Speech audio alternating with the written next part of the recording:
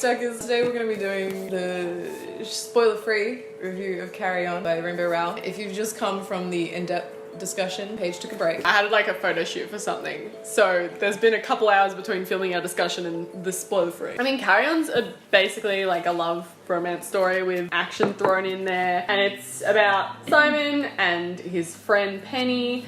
And he kind of has this prophecy that's been put on him, his destiny, I guess, that he's supposed to help this wizarding world. He's supposed to like save the wizarding world. Yeah, he's supposed to save the wizarding world, and there's this evil humdrum, the insidious humdrum as they call it, that's been sucking out magic from places. And so basically there's going to be a showdown and who lives, who dies. Throughout that whole sort of underlying plot, it switches between point of views, and you find out about a love story in here, and it's LGBTQ+, it's adorable, and it's just like very fluffy, which is great sometimes in books. It's written like most young adult books, except it's like there's a weird contrast at points, because it's pretty like casual and funny through most of it, and then when it's not, it's just really like... There are some moments where some particularly gruesome stuff, or quite graphic, if you imagine it, things happen, and you're just like, whoa! It sort of comes out of nowhere, but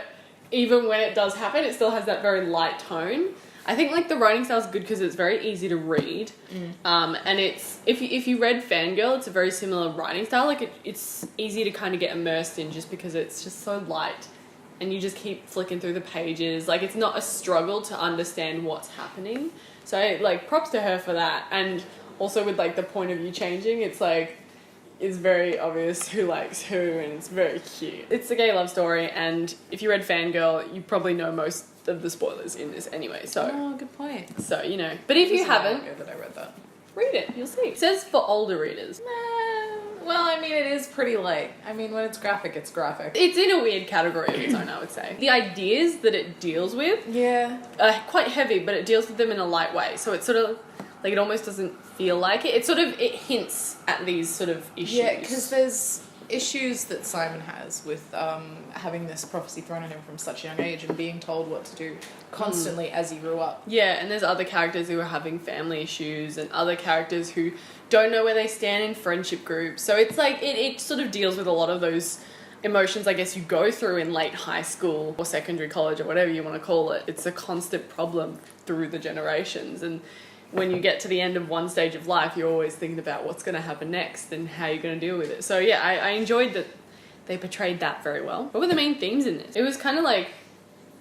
like coming of age, kind of? Yeah, sort of coming of age, sort of like allowing yourself to be, I guess. Like, Simon's very busy with a lot of things. Yeah, I think a lot of it was like learning his own... I don't think self-worth is the right way to put it. No, but that he was able to do stuff, like to trust himself He more. Starts taking control of his life more. Yeah. And I can't think of the way to describe that, but you know what yeah, I mean. Yeah. You know what I mean. Yeah, he just kind of, he takes more initiative. He suddenly stops being so hesitant about it. Another theme is probably like expectations. I don't know if that counts as a theme, but I guess like there's societal expectations, there's the expectations family have, expectations on yourself. Like every character, if you look at them individually, has something that is being expected of them, and that they're expected to kind of fulfill, whether it's in the magic world, human world, within family, within romance. It's really interesting that it kind of plays around with that. It's a young adult novel, and because it's just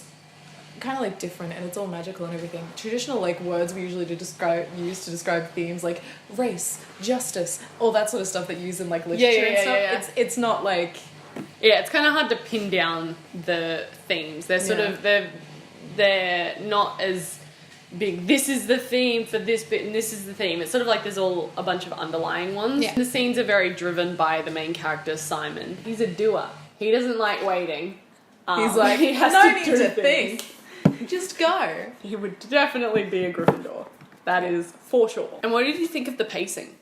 I think it was pretty good. Yeah, it was consistent. Yeah, like I wasn't like expecting it to be like rushed through at the end. Yeah. I was like, okay, it's coming up to the climax. This is how it ends. Like it was very structured. You kind of were like, okay, this point, this point, this point. But like because she wasn't rushing anything, Yeah. she wasn't kind of like suddenly throwing in information, like she'd kind of foreshadowed everything. So it felt very neatly tied up. And when stuff was happening, it kind of felt like it was happening at the right time too. Like, it wasn't something that you felt like you needed to, like, rush through to get to the next bit, but you weren't also trying to, like, figure out what was going on or yeah, anything. and you also were didn't still feel like "Oh, you okay." needed to put it down. Like you could just pick this up and It's- just keep reading it and at a leisurely pace. Like It's a decently easy read to get through, because there's not a huge amount of information. It's, like, 500-something pages.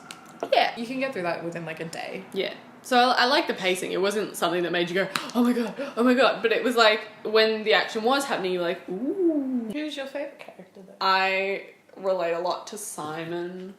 So 'cause he's stupid. I need to say Simon. Yeah. I'm like, that's a dumb thing to do. Why would you not think about that or tell your friends? And then I'd be like, I would do the same. I can't judge you. And who's yours?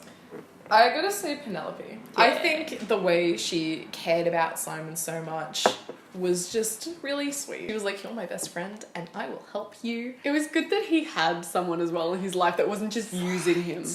Right. I was like, I'm glad that they've done that. A lot of the characters are very lovable, and there's some that aren't so lovable, but like they all kind of have a very distinct personality from one another. So you always know who is who, which I think is great because with a lot of books, when there's characters that are very similar, you often forget their names and can't remember who did what.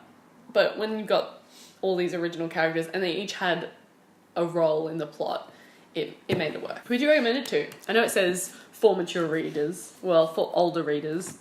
But I mean, I feel like I would have loved this if I was 14. Because, just because, like, now that I'm a bit older, I kind of, like, want a bit more meat in it, like, a bit more story. Something to sink your some teeth more into. angst and depth. So I definitely think, like, young teens is, like, would be ideal. And I think, like, if you read it then, you'll probably get some nostalgia attached to it. And so then when you're reading it, when you're older, it'll be, like, you can pick up on those deeper themes, but you still get that enjoyment. But, I mean, like, I enjoyed this. Yeah. Anyway, like, it was still nice to read. It's just, like, it felt a bit young. What was your rating? I gave it 4 out of 5. Yeah. Because I think if I was younger, I would have given it 5 out of 5. Yeah. But, like, you know, it's a good book. There's nothing really Yeah. wrong with it. I mean, I found it a little predictable, but that's because, like, there's a lot of cliches and whatever. Yeah. Not But that that's their an cliches issue. were fun. I was Yeah. like, I can predict what's happening. But also, because it's like an LGBTQ story, it's nice because the cliches are happening between two gay characters, and you're just like, yes. I really enjoyed it. Thought it was good writing. There's nothing really wrong with it. It's just, it felt a bit young, so it's like, we kind of rate on enjoyment level rather than like literature. Well, we hope you enjoyed our spoiler-free review of Carry On by Rainbow Rowell. You can check out our discussion as well if you've actually read the book, because we go into way more detail, there's spoilers there, all that sort of stuff. Anyway, bye!